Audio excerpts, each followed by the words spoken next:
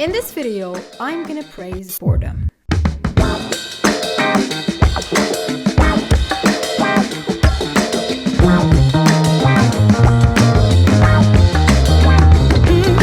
Baby, you set my soul on fire every morning. Yeah, boredom. The thing we run from, associates with waiting rooms and loading screens, the thing you probably tried to escape by clicking on this video. Just hear me out. Boredom might be the best thing you're not allowing yourself to truly leverage. But I mean, how can you leverage it if you think you know what it is, when in reality, you only know how it feels, and you don't even understand why it feels that way, bad and empty. And so you do not realize what you're leaving on the table every time you try so bad to avoid it, which nowadays, you don't even have to try this bad. I mean, you have a dopamine vending machine in your pocket. All of humanity's problems stem from man's inability to sit quietly in a room alone. Let's talk straight about what boredom actually is, and it is not the same as doing nothing. You can do nothing and feel perfectly fine since you chose it. That's called chilling, resting. You decide to lie down or just stare out the window and it feels good, feels peaceful. Boredom is different. Sometimes it's light, like when you're stuck in a 3 hours accounting lecture, and to be honest, I'd be worried if you don't get bored in that one. But that kind of boredom usually drops instantly, like if a friend calls and said, let's grab a drink, or if your classmate starts whispering a crazy story into your ear. But other times, it's heavier. It's that deeper void where nothing feels appealing. You can scroll, snack, distract yourself, but even while you're doing it all, you know you're still bored, and the second you stop, you feel the harsh emptiness all over again. Both of these are boredom. They just hit on a spectrum. Sometimes it's easy to shake it off, and other times you're kind of trapped in it. But at their core, they are driven by the same thing. Your brain wants something it cannot seem to find. If we want to get fancy and drop an academic research psychologist definition, it would be boredom is the aversive state of wanting but being unable to engage in satisfying activity. Let's break it down, because you're going to see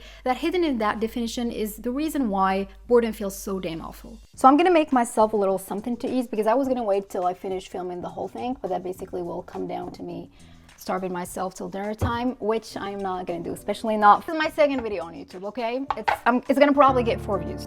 So let's multitask, shall we? But I'm really sorry for the bad lighting and everything. Okay, so aversive state basically means it sucks, it's uncomfortable, you hate it, your brain does. Humans averse it so much that they are ready to electrocute themselves just to escape it. And that is not a metaphor. In fact, scientists once ran a wild experiment. Like every low-budget psychologist experiment, it started with the most minimalist yet really efficient setup: lock people in a room. Imagine you're all alone, no phone, no music, nothing, just you, the ceiling, and a table. A table where they put a button, and they told people that if they press that button, they will get a small, painful electrical shock. And they left them there for about like 10 to 15 minutes. And you might be thinking, well, that's a piece of cake. I'm just gonna, sit there, chill, daydream, think about stuff. I'm not gonna touch that button.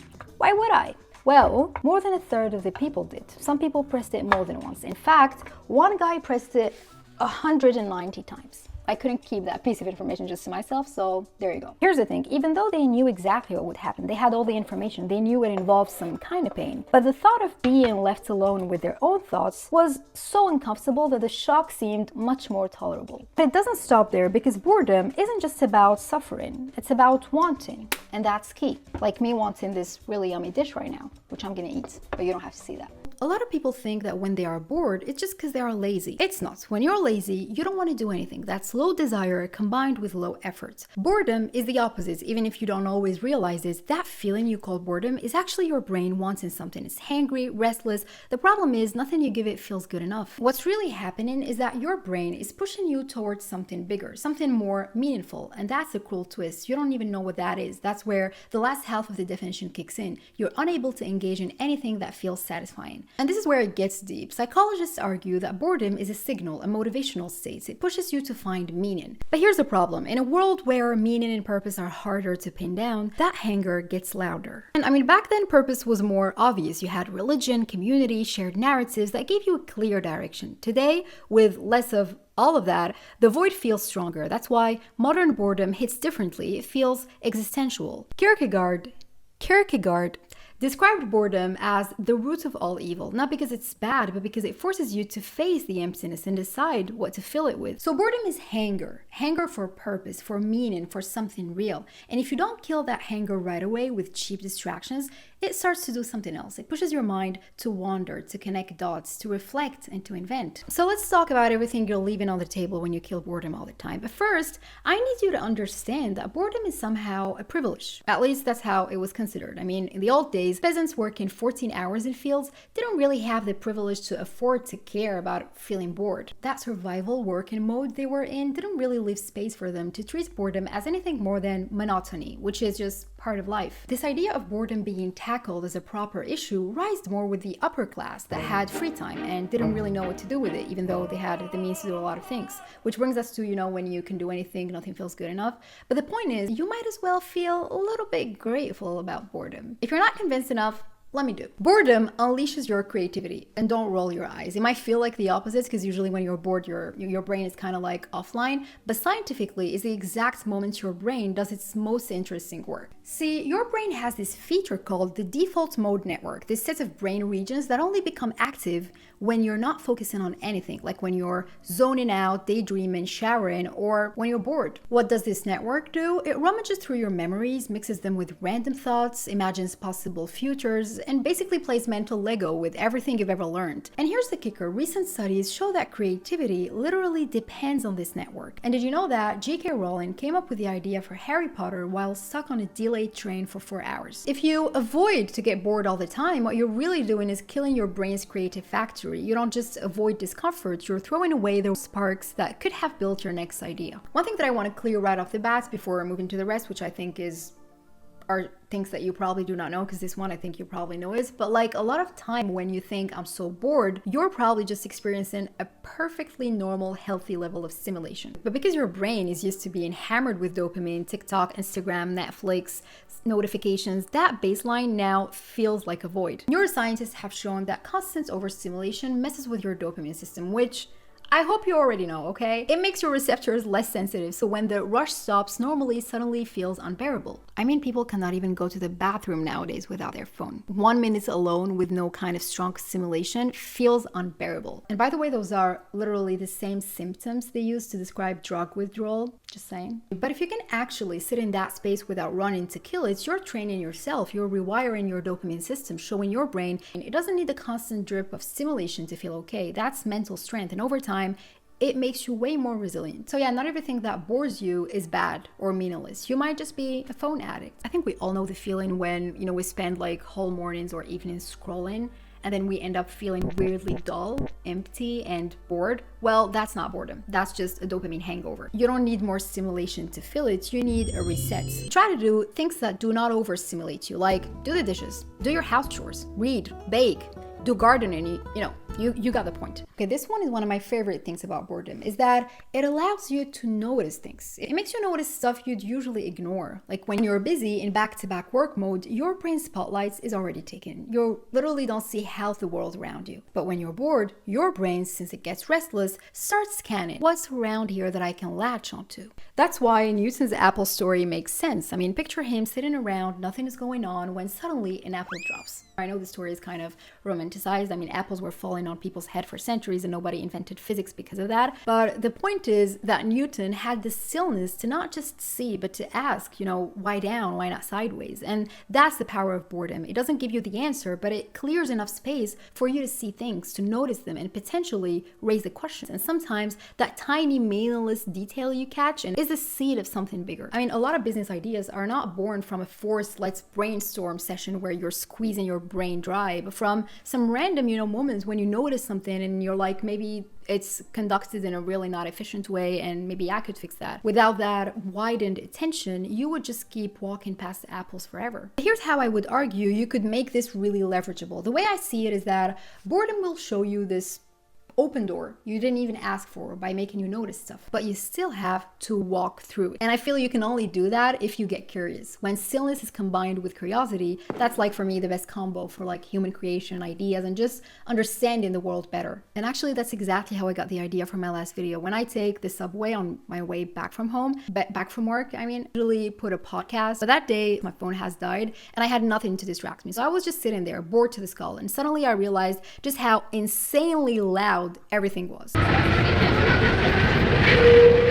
And I mean, I've always known that traffic was noisy, but that day I noticed it's even closer. And I was like, is it even normal to get blasted with this much noise every day? And that one moment sent me down a rabbit hole of research and turned into a whole video about the anti-noise industry and how we're all basically going deaf and who profits from it, blah, blah, blah. Boredom makes you reflect. We talked about how we averse boredom because it drags us face to face with our own thoughts. And I think we can all agree that those thoughts are not always cute. They sound like, am I happy in my job? Why am I even doing this? Who am I trying to impress? Where is this going? No wonder people run back to TikTok. And by the way, when those questions pop up, that's also your default mode network kicking in again. But I mean, those uncomfortable questions should not be the problem. Muting them is, because it's not like you need to figure out your entire life plan at that moment. That's not the point. The benefit is simply becoming aware, because without boredom, you won't even hear those questions in the first place, knowing that they can allow you to adjust course. Let's be real. How often do you give yourself that space to reflect? When is the last time you actually did it, and how often do you do it? We live in a loop of, producing, or either consuming, but there's almost no in between, no space where you just stop and go, wait, what am I doing? Boredom creates that space that's really rare now, which is exactly why you need it. Because if boredom is what it takes to push you into asking those questions, then that might be the most valuable time you'll ever get. Boredom also pushes you towards connection. Studies have shown that bored people are more likely to do pro-social things, basically to seek out others. Think about it, a couple generations ago, if you were bored at home, what did you do? You went outside, knocked on a friend's door, maybe called your cousin, you just sought people. Boredom was the nudge that reminded you need other humans. But now, that nudge barely makes it through. Why? You know why. The second you feel bored, you've got a million cheat codes everywhere. That Netflix series you need to finish, that new live stream you want to watch, and the list is really long. All of it hijacks the signal. And suddenly you realize, has it really been a week since I talked to someone? The part nobody talks about is that a lot of the connections we make don't come from some deep cinematic swell of emotion. I mean, be honest, half the times you've texted a friend, it wasn't because you were drowning in nostalgia or overwhelming with emotion to see them. Okay, let me give it to you. It might be a tiny portion, but it was mainly because you were bored. And that's fine, because chances are the other person accepted to see you also because they were bored. And that's how connection happens. If you wait until you truly feel like you miss someone before reaching out, that feeling might take months to bubble up, especially with how distracted we all are now. And boredom cuts that through. I mean, that emptiness is the push that makes you pick up the phone, send the text, and knock on the door. So use it. Take that empty feeling as a signal to go reach someone. Don't wait for the perfect moment to hang out with your partner, friends, and family, because while you're waiting, you might just, scroll through another week of silence. The bottom line is that the thing we spend our entire lives trying to avoid is actually one of the most useful states we have. If you sit with it, it can spark creativity, reflection, and new ideas. And if you act on it, it can push you to change your life, make moves, and connect with people. And listen, if you never feel bored, that's not necessarily a good sign. Don't brag about it. It's probably proof that you're drowning in noise with zero space left to process anything. I think one more thing I really want to leave you with before ending this video is that boredom today is basically a business model. Think about it. Everything around you is designed to make sure you never feel it, because the alternative just equals money to other parts, since the marketed cure is scrolling, watching, clicking, and consuming. Whole industries run on hijacking that signal. So of course they frame it as an issue when we've all been trained to think it's a problem to fix instead of something to listen to or even use to our advantage. So here's my challenge. The next time it hits you, don't kill it instantly. It mainly comes to don't grab your phone, okay? Give yourself some minutes. Let the itch of boredom do its thing. Let the damn DMN gets activated. I give it to you, it's uncomfortable, but that itch might be the crack that lets something bigger slip in. Maybe it's your brain asking for reflection. Maybe it's begging for connection. Maybe it's screaming that you need to change something. One way you can start practicing this for real, starting tomorrow, is to pick a small parts of your day that is inherently so boring. Just like a 15 to 20 minute slot. For me, it's when I'm taking the subway back from work. That's my moment, okay? As much as I hate it when I just sit there bored, that ride is where half of my existential crisis started this year. But it also made me realize what wasn't working. It made me seek other things, notice ideas, get curious about things. So for boredom to actually really work for you, you need to acknowledge its power and stop thinking about it as something to eliminate. Because if you mute boredom totally, you mute yourself. Thank you so much for watching this video.